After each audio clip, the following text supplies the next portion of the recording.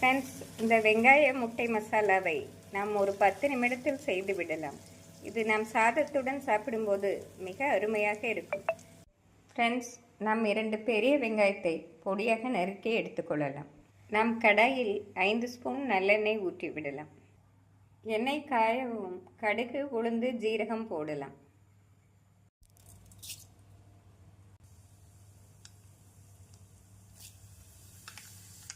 நாம் கடுகு, ஜீரகம் பொரியவும் நறுக்கிய வெங்காயத்தை சேர்த்து விடலாம்.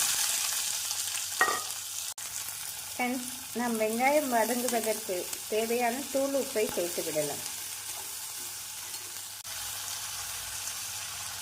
நாம் கறிவேப்பிலை, பச்சை மிளகாய் சேர்த்து விடலாம்.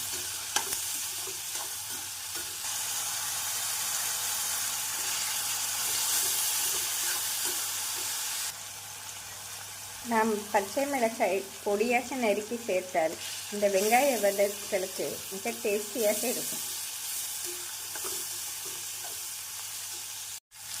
ஃப்ரெண்ட்ஸ், வெங்காயம் இந்த அளவு வதங்கவும் மிதமான தீயில் பொன்னிறம் ஆகும் வரை வதக்க வேண்டும். நாம் வெங்காய முட்டை செய்வதற்கு 2 முட்டையை வேக வைத்து எடுத்துக்கொள்ளலாம். சிறிது கல் உப்பும் மஞ்சள் பொடி போட்டு நாம் 10 நிமிடம் வேக வைத்து எடுத்து விடலாம். ஃப்ரெண்ட்ஸ், வெங்காயம் இந்த அளவு நன்றாக வதங்கி வரவும் நாம் மஞ்சள் பொடி, மிளகாய் பொடி சேர்த்து விடலாம். 1 ஸ்பூன் மஞ்சள் பொடி, 1 ஸ்பூன் குழம்பு மிளகாய் பொடி நாம் சேர்த்து விடலாம். நாம் பச்சை மிளகாய் சேர்த்ததால் இந்த அளவு குழம்பு பொடியே சரியாக வரும். நாம் மிதமான தீயில் 2 நிமிடம் வேக வைத்தோம் என்றால் மசாலா பொடி நன்றாக வதங்கி வெந்துவிடும். மசாலா வெங்காயத்துடன் நன்றாக வதங்கி வந்துவிடும். நாம் நன்றாக வதங்கவும் வேக வைத்த முட்டையை சேர்த்து விடலாம். ஃப்ரெண்ட்ஸ், இந்த அளவு வெங்காயம் வதங்கி வரவும் நாம் 1/2 ஸ்பூன் பெப்பர் பொடி சேர்த்து விடலாம். பெப்பர் பொடி சேர்த்து நன்றாக மிக்ஸ் செய்து நாம் வேக வைத்த முட்டையை சேர்த்து விடலாம்.